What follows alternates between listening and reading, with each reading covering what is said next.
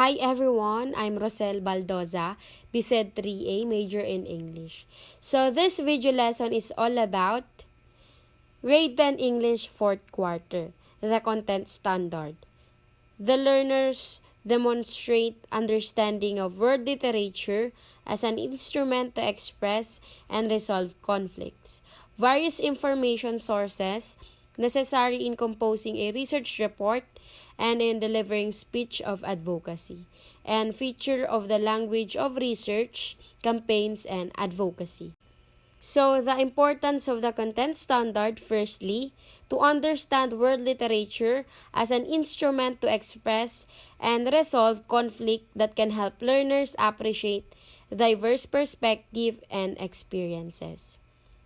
The standard emphasizes the various information sources necessary for composing a research report and delivering speeches of advocacy. The standard highlight the feature of the language of research, campaigns, and advocacy. These are the objectives of our lesson. At the end of the lesson, the learner will be able to A.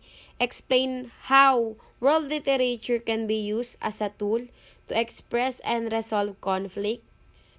B. Identify and use various information sources necessary in composing a research report and delivering speeches of advocacy. C. Describe the feature of the language of research, campaigns, and advocacy. So, to give an overview with my lesson, world literature refers to the literary works that transcend national and cultural boundaries and are considered to have universal significance. It includes literary works from different parts of the world, representing diverse culture, languages, and traditions. World literature is characterized by its ability to communicate universal themes and experience that transcend time and place. So, research report writing. Research report writing refers to the process of presenting the result of a research study in a written format. A research report is detailed document that communicates the findings, insight, and conclusion of a research project.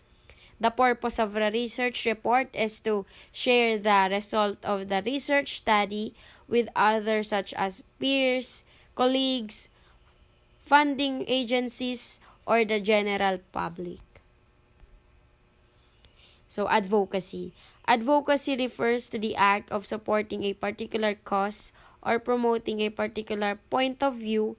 Advocacy can take many different forms. It includes lobbying, public speaking, writing, and organizing events and campaigns. So, to start my discussion, world literature and conflict resolution. World literature can be significant in expressing and resolving conflict in general ways. First, it can serve as a platform for writers from different cultures and background to share their perspective and experiences, and to explore complex issues and conflict that are relevant to their lives and communities. This can help to promote cross-cultural understanding and empathy, and to foster dialogue and collaboration across different groups and society. Here are some examples of literary texts that showcase how world literature can be used to express and resolve conflict. The first example is Things Fall Apart by Chinua Achebe. This Nigerian novel depicts the conflict between traditional African culture and the arrival of European colonialism. The novel explores the clash of cultures and devastating effect of colonialism on African societies. The second example is The Hunger Games by Suzanne Collins. This dystopian novel depicts a society where the wealthy elite force children from poor districts to compete in a deadly game for entertainment. The novel explores themes of oppression, rebellion, and the power of collective action. Research report writing is the process of collecting analyzing, and presenting information on a particular research topic. The purpose of a research report is to present the findings of a study in a clear, concise, and organized manner.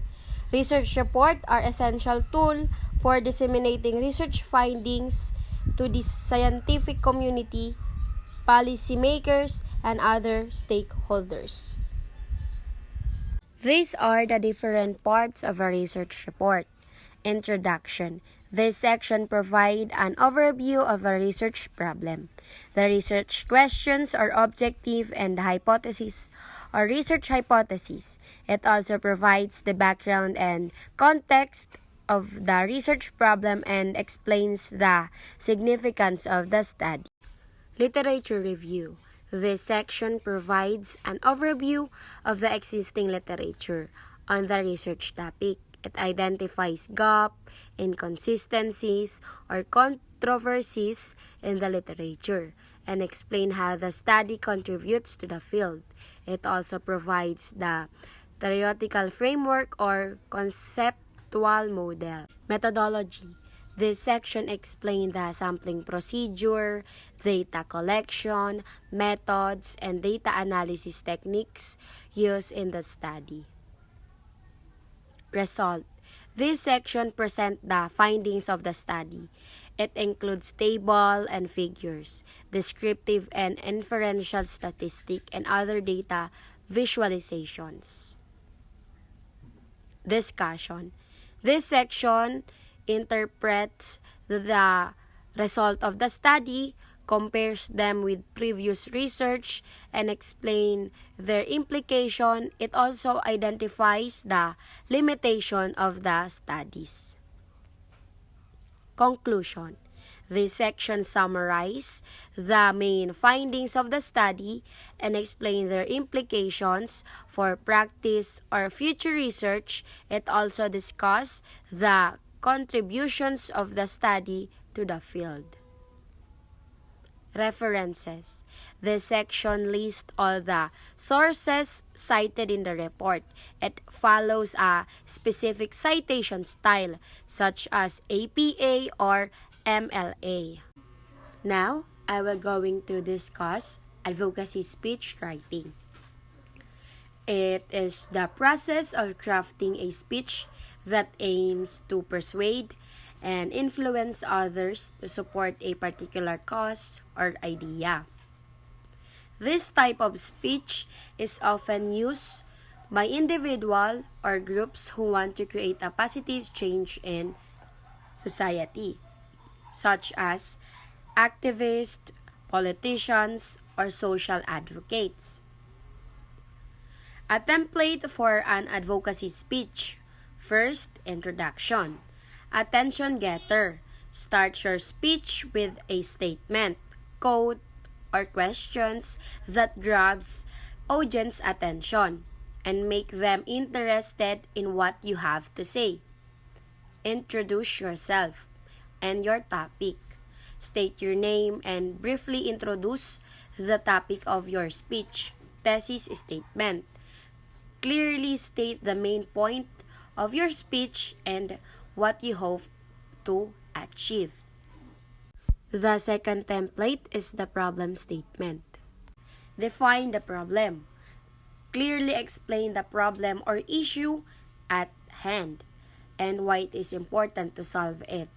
Discuss the impact. Explain the impact of the problem has on individuals and society as a whole. Share personal stories or examples. Share personal stories or examples to help your audience connect emotionally with the issue at hand. The third template is the proposed solution. State your proposed solution. Clearly explain your proposed solution to the problem. Explain how your solution will solve the problem. Provide evidence and examples to support how your proposed solution will effectively solve the problem. Address any potential concerns. Address any potential concerns your audience have with your proposed solution. Third template, supporting evidence. Providing supporting evidence using statistic, fact, and expert opinions to support your proposed solution. B. Discuss the benefits of your proposed solution.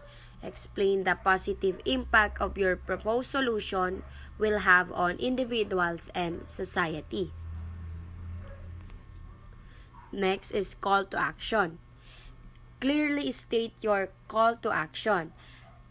Clearly state what you want your audience to do, whether it to be donate, sign a petition, or take some other action. Provide specific instruction. Give your audience a clear instructions on how they can take an action. End with a memorable statement. End your speech with a memorable statement that inspire your audience to take an action. The language of research, campaigns, and advocacies is characterized by several key features including objective, formal, informative, persuasive, and concise. So, objective.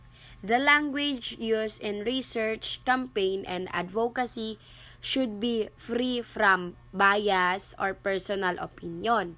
The focus is presenting fact and evidence to support the argument or point being made. Formal. The language used in the context is typically more formal than ordinary conversation or informal writing. This means that complex sentence structures, technical vocabulary, and formal grammar are often used to convey ideas and clearly and precisely. Informative. The language used in research, campaigns, and advocacy should provide information and educate the audience about the topic being discussed. This often involves presenting data, statistics, and other evidence to support the argument being made. Persuasive. The language used in campaigns and advocacy is often intended to persuade the audience to take a particular action or adopt a particular viewpoint. This involves using rhetorical techniques such as appeals to emotion, logic, and credibility to convince the audience of the validity of the argument being made. The last one is concise. The language used in research, campaigns, and advocacy should be concise and to the point. This means avoiding unnecessary language and use clear, simple sentence to convey ideas effectively. So, for the performance standard, the learners transfer learning by composing a research report on a relevant social issue and preparation for delivering campaigns and advocacy speeches that deserve to proper use and acknowledgement of sources and appropriate prosodic features, stance, and behavior. Thank you for watching and thank you for listening. I hope you learned a lot about this video lesson.